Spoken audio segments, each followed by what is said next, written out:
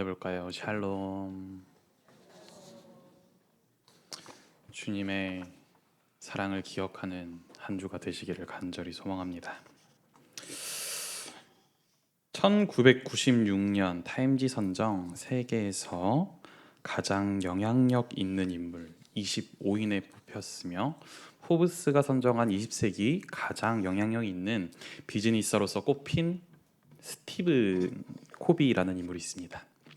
그의 책에 성공하는 사람들의 7가지 습관이라는 책이 있는데요. 그 책에서 이런 말을 했습니다. 자극과 반응 사이에는 공간이 있다. 그 공간 안에 우리의 선택의 자유와 성장의 힘이 있다라는 말을 했습니다.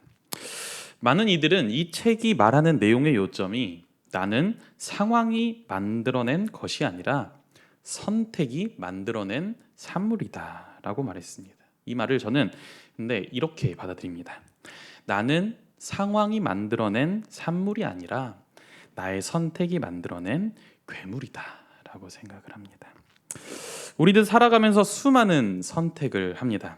두 갈래 길, 세 갈래 길 앞에서 한 길을 선택하기도 하고 이미 가던 길을 돌아서는 선택을 하기도 합니다.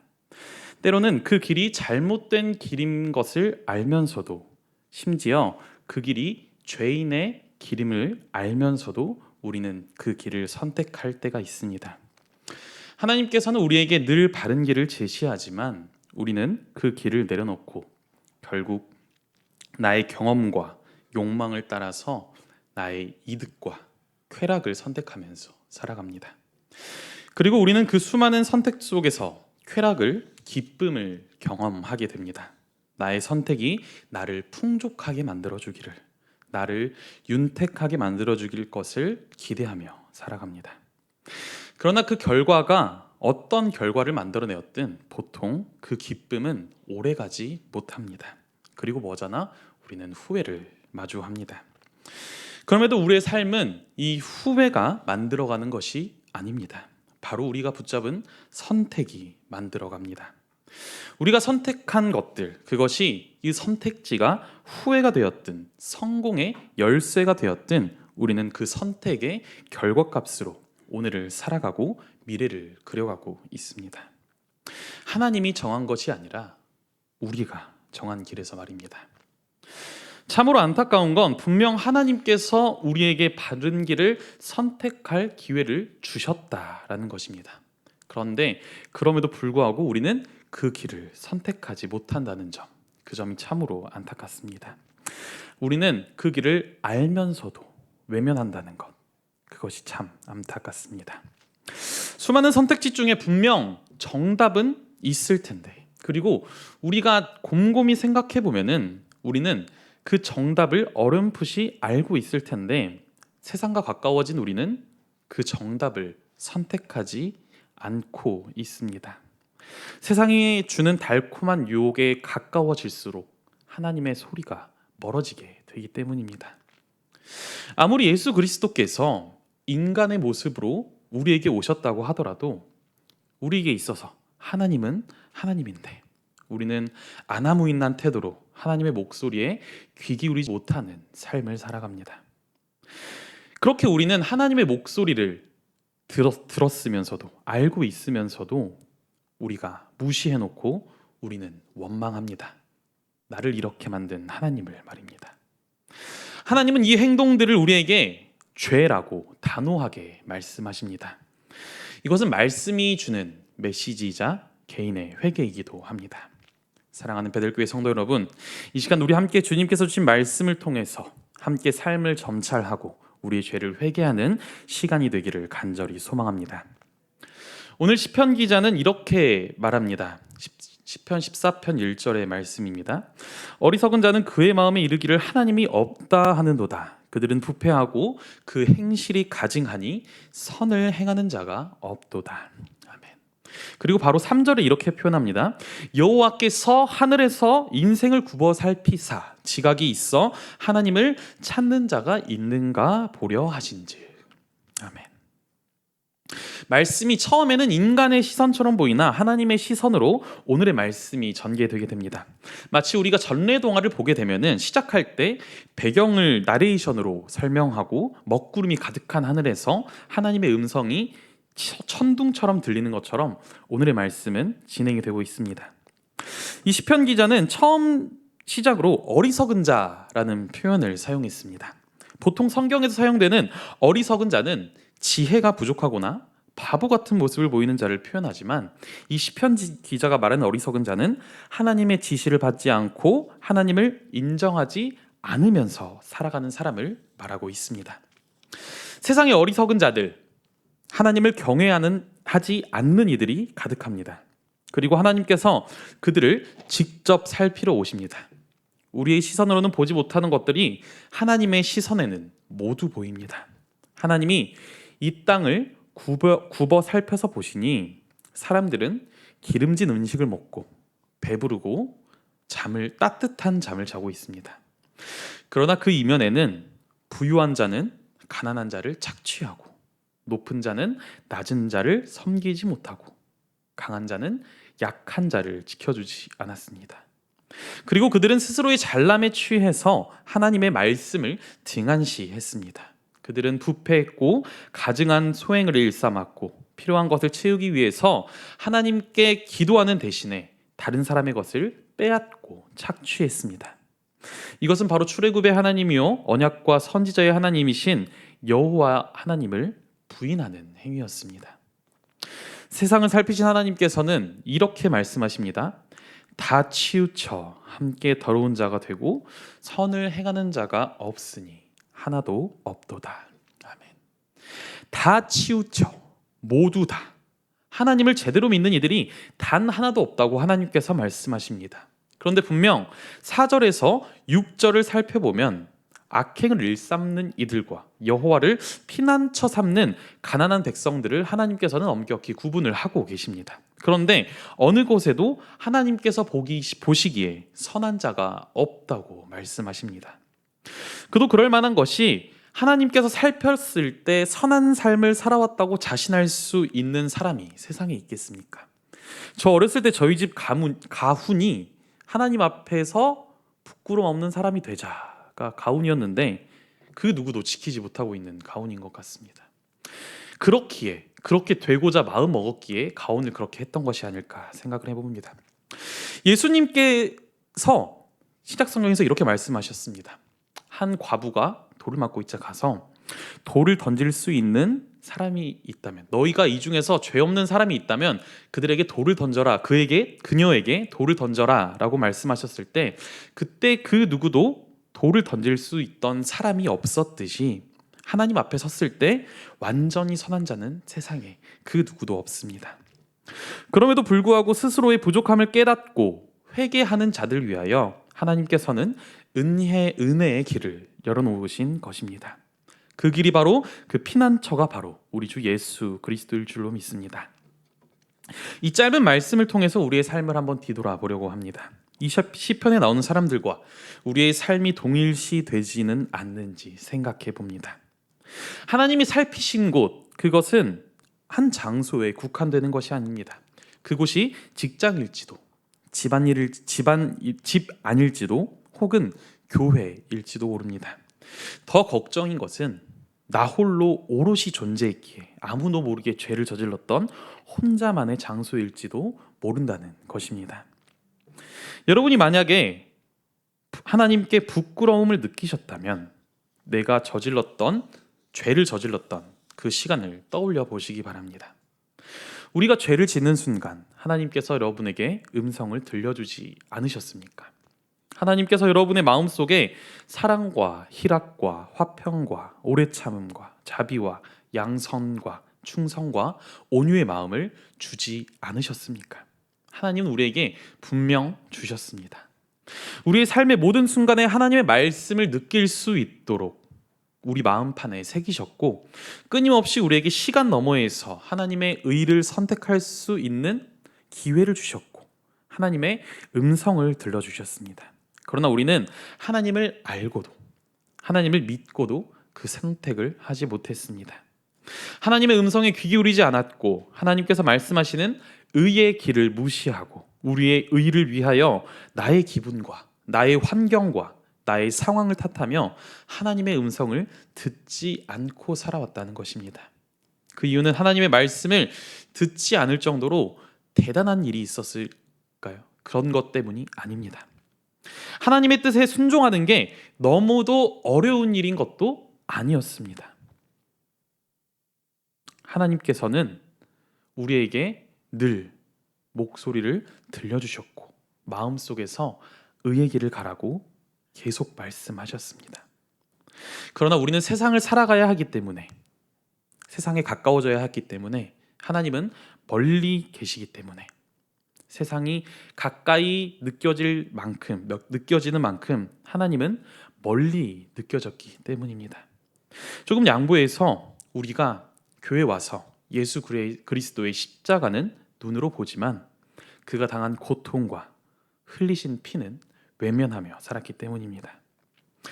지금 우리가 이 말씀을 함께 나누고 집에 돌아간다고 해서 우리의 모든 선택이 과연 하나님 앞에 거룩해질 수 있을까요? 완전히 거룩해지지는 않을 것입니다. 물론 우리가 노력한다면 조금은 변화할 수 있습니다.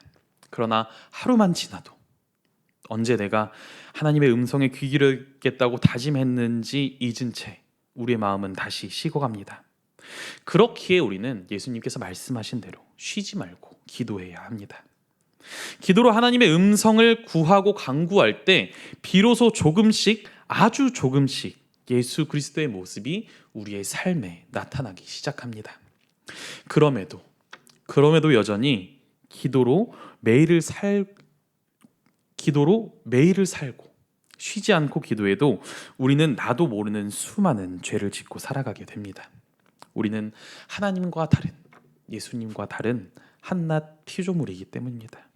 우리가 아무리 기도를 열심히 하고 선한 일을 하고 봉사를 하고 노력을 한다고 해도 우리는 스스로 우리를 구원해낼 수 없습니다. 그러나 여기서 끝이 아닙니다. 하나님께서는 그런 우리를 포기하지 않으셨습니다. 바로 그 마음을 예수께서는 오늘 두 가지의 비유, 하나는 양의 비유를 통해, 또 다른 하나는 동전의 비유를 통해 하나님께서 우리를 어떻게 구원하시는지 우리에게 보여주십니다. 누가복음 15장 1절의 말씀, 1절과 2절의 말씀 함께 읽어보겠습니다. 누가복음 15장 1절에서 2절의 말씀입니다.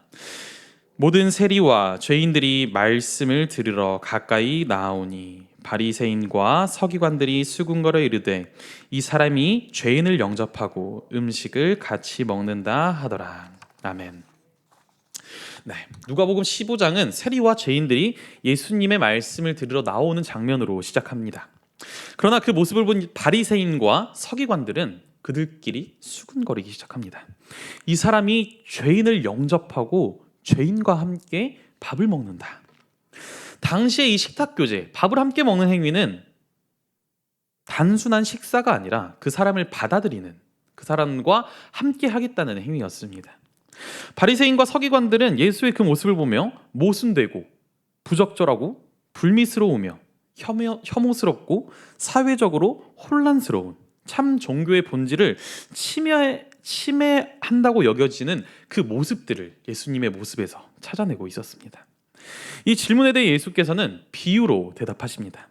100마리의 양을 가진 사람이 그중 하나를 잃어버렸을 때 99마리를 들에 두고 그 한 마리를 찾으러 나간다. 그리고 그 양을 찾으면 기뻐하며 어깨에 메고 돌아올 것이다 라고 말씀하십니다. 그리고 또 한 여인이 10드라크마 중에 하나를 잃어버리면 등불을 켜고 집을 쓸며 끝까지 찾아낸다. 그리고 그것을 찾으면 이웃을 함께 불러 기뻐할 것이다 라고 말합니다. 우리가 이 말씀을 잘 살펴보면은 양떼들이 있는 장소는 안전한 목장이 아닙니다. 들판에 양 99마리가 풀려 있습니다. 목자를 잃은 이 양떼는 모두 길을 잃어서 다른 곳으로 뿔뿔이 흩어져 버릴 수도 있는 상황입니다. 그러나 이 목자는 선택을 해야 합니다. 사랑하는 내 한 마리의 양을 찾으러 갈 것이냐, 아니면 남아있는 양을 지킬 것이냐라는 선택입니다. 상식적으로 본다면 우리는 당연히 99마리의 양을 지키고 있는 것이 맞습니다. 그러나 그 목자는 잃은 양을 너무나도 사랑하여서 자신의 생명을 포함한 모든 것을 걸고 양을 찾으러 가기 위해 모험을 나선 것입니다. 그리고 그 양을 찾아냈을 때의 기쁨은 말로 설명할 수 없을 정도의 기쁜 일이었으며 그 양의 가치는 어떠한 양보다 값진 양이 되었을 것입니다. 그리고 다음 잃어버린 드라크마도 마찬가지입니다.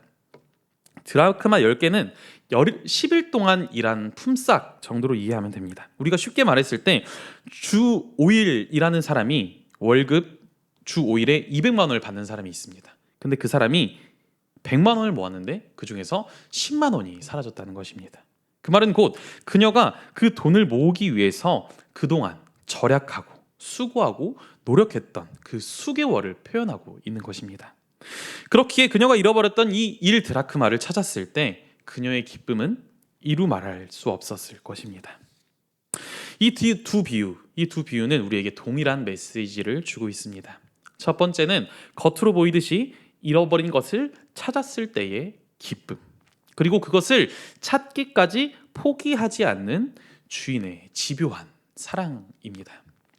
그런데 우리가 자세히 살피지 않으면 보이지 않는 메시지가 있습니다. 바로 그 메시지는 잃어버린 양, 그리고 드라크마의 상태입니다.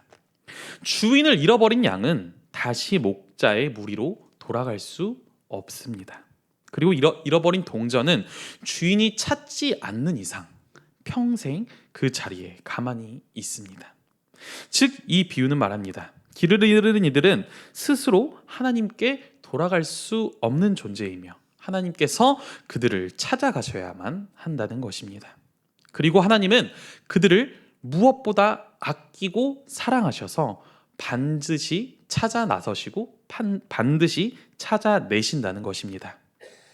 여기서 더 놀라운 사실은 예수님께서 이 말씀을 단지 세리와 죄인들을 대상으로 한 것이 아니었다는 것입니다. 그들을 비판하던 바리새인과 서기관들에게도 동일하게 말씀하셨습니다. 하나님께서 찾을 양과 드라크마는 원래 키우던 양도 될 수 있고 제자리에 있던 드라크마가 될 수도 있고 세리가 될 수도 있고 죄인도 될 수 있고 바리새인도 될 수 있고 서기관도 될 수 있다는 사실을 우리에게 보여주고 계십니다.